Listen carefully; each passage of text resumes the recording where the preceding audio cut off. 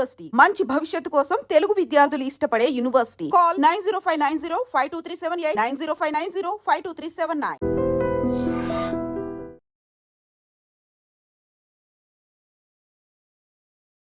Hit the second case. అవునండి, పేరులోనే hit ఉంది కాబట్టి సినిమా గ్యారంటీ హిట్ అంటారా?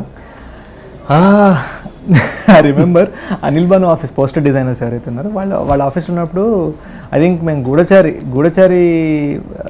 పోస్ట్ ప్రొడక్షన్ వర్క్స్లోనే దేంట్లోనే ఉన్నాము. హిట్ అని ఒక పోస్టర్ చూస్తే ఈడాడరా ఆల్రెడీ సినిమాకి హిట్ అని పేరు పెట్టుకున్నాడని లోపల జోక్ వేసుకున్నాను నేను.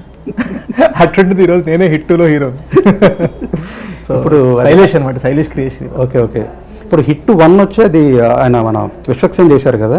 ఇప్పుడు అది కంటిన్యూ చేయడం మీకు ఎలా ఉంది? అంటే ఒక హీరో ఆల్రెడీ టచ్ చేసిన ఒక ఫ్రాంచైజ్ యూఆర్ కంటిన్యూయింగ్ ఇట్ కదా?